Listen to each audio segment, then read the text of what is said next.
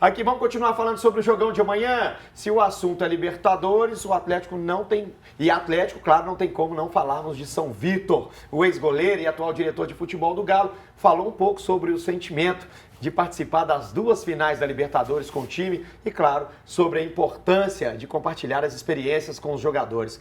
Fala com a gente, São Vítor!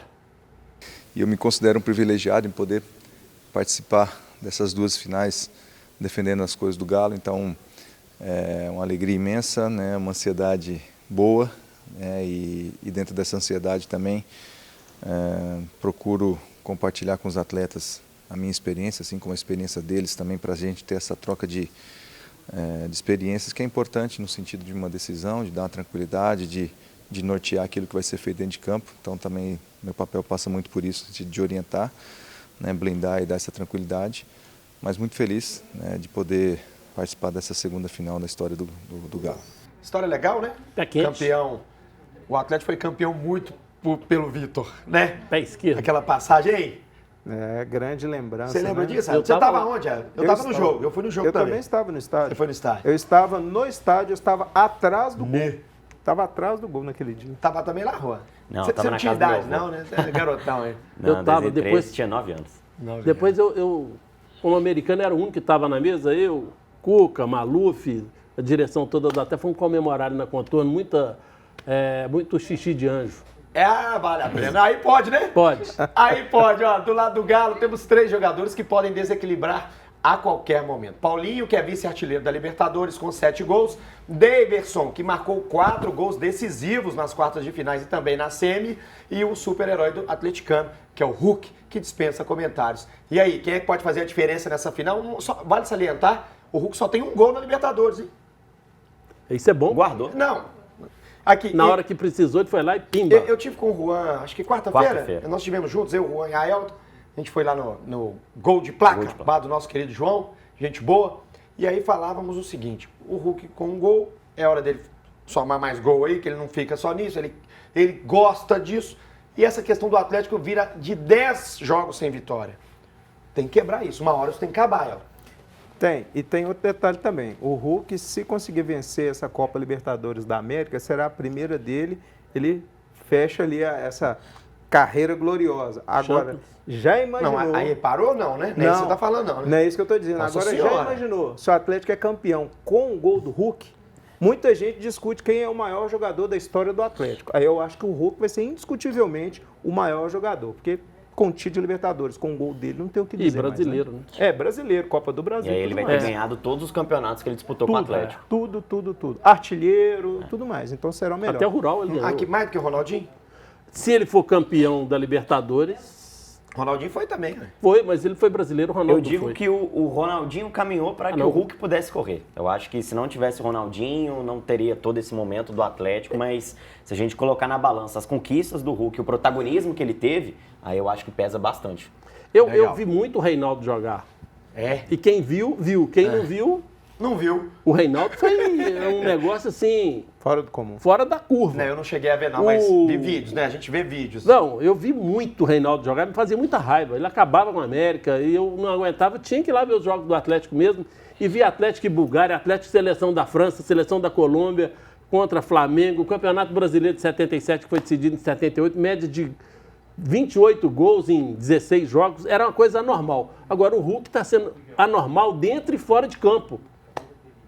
Aqui, claro, são histórias assim, a gente tem que fazer um programa especial só com essas histórias assim. Claro que Reinaldo marcou, mas acho que na história recente a gente lembra sempre de Ronaldinho, vai lembrar de Hulk, que O seja... Rei não ganhou nenhum título de expressão, né? Quem? O Rei aqui com a camisa do Não, Atlético. Reinaldo. Mas olha pra você ver o tamanho Rádio dele. não O tamanho dele, A sem turma ganhar, ele reconhece. era anormal. Se eu não me engano, o Romário falou dele recentemente, Romário que falou é o que ele ídolo é o dele. único jogador que ele acha que é Aproxima melhor do que Pelé. ele. Impressionante. Aproxima do Pelé. impressionante. Não, o Zico é que falou. O Reinaldo é o jogador naquela época que mais se aproximava do Pelé. Mas em relação à conquista do Reinaldo, eu acho que é difícil a gente comentar por conta do contexto da época, né? O Campeonato Mineiro tinha um peso gigante, que hoje a gente descarta o Campeonato Mineiro. Então, e não tinha a Copa do Brasil, os times não davam a devida atenção para a Libertadores, era outra época. Então, eu acho que se o Reinaldo tivesse disputado tantas competições quanto o Hulk disputou, por exemplo, o Galo teria ganhado o Galo tinha mais. time. E outra, não tinha isso aqui, ó. Não tinha televisão. As geradoras de TV de Minas Gerais eram em preto e branco. É verdade. E outra coisa, o Galo tinha time para chegar em todos esses torneios, A né? TV Globo naquela época era preta e branca, Léo. É. 70, na Então era década do de Galo, 70. velho. Era, do Galo. Preta e branca. Era Botafogo e Galo. Aqui, vamos saber como vem o outro lado da final da Libertadores. O Botafogo terá um desfalque importante e quem conta sobre isso também é, claro, como está o clima pro lado alvinegro carioca, lá em Buenos Aires, é o Gabriel Rodrigues, que é setorista do Botafogo. Ô Gabriel, prazer falar com você aqui no nosso placar, seja bem-vindo. Boa tarde, pessoal do Placar Horizonte, aqui está falando o Gabriel Rodrigues, setorista do Botafogo na Trivela, falando aqui direto de Buenos Aires, estou no hotel aqui ainda, preparando para sair, que daqui a pouco, agora no período da tarde, a gente tem os reconhecimentos do gramado e as coletivas oficiais da Conmebol, né? Primeiro o Botafogo e depois o Atlético Mineiro lá no Monumental. Daqui a pouco a gente está saindo para lá para acompanhar tudo que vai acontecer agora durante a tarde. Mas falando sobre o Botafogo, a gente vê aqui pelas ruas de Buenos Aires uma torcida muito empolgada, torcida em grande número, em maior número do que a torcida do Atlético, a gente vê aqui pelas ruas.